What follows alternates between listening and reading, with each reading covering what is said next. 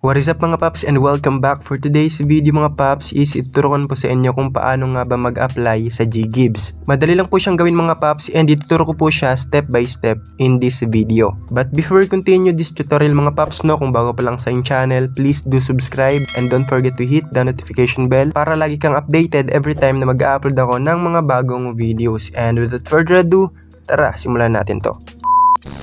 So first mga paps, yung gagawin natin is syempre bubuksan natin yung ating GCash account. Then click lang natin tong borrow mga paps kapag nakapag-login na tayo. Then syempre pumunta tayo sa GGibbs. Then next lang natin to. Next lang. Then done. So as you can see mga paps, pwede ko na pong i-activate yung aking GGibbs.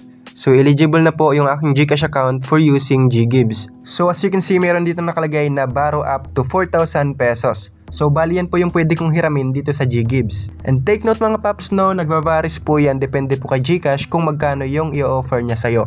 Or kung magkano yung sa tingin niya kaya niyong bayaran. So ganun po siya. So ngayon ituturo ko po siya sa inyo kung paano i-activate or kung paano mag-apply dito sa GGibbs.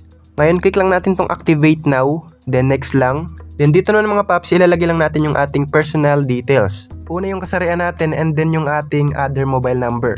And dito sa other mobile number, pwedeng hindi na tayo maglagay dyan, since optional lang naman yan. Then after that, next lang natin. And yung next naman is yung ating emergency contact. So pwedeng yung mother natin, yung father, or yung mga sisters natin, or yung mga kakilala natin. So pwede nating ilagay yung info nila dito. So in my case, yung nilagay ko dito mga paps is yung aking mama. Ilalagay nyo lang dito mga paps yung kanyang first name, last name, contact number, and kung kaano-ano mo siya. Then after natin malagyan, next lang natin.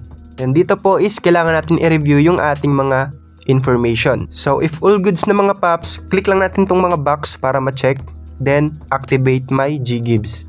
Then dito mga paps, magsisend po sila ng OTP. So lagay lang natin mga paps. Then submit lang natin So as you can see nakalagay dito, congrats, active na ang GGibbs mo. So pwede ka nang magbayad ng hulugan sa mga future na purchase. Ngayon magme-message si GCash mga paps. Sabi niya dito, congratulations, you are now eligible to use GGibbs for a limited time only. So it means success yung ating application. And once na-check natin ulit yung ating GGibbs, ito na po yung itsura niya. So makikita na po dito yung ating available offer. So yan po yung pwede natin gamitin para pambayad or pambili ng mga merchant products. Like yung products na mabibili natin sa Pure Gold, SM Stores, and Robinson Stores, or any merchant product stores. So makikita naman yan dito mga paps dahil meron ditong available categories. Retail, supermarket, services, pharmacies, and many more. So dyan nyo po siya pwedeng gamitin. Pero meron pong way para ma-convert yan into cash or GCash wallet.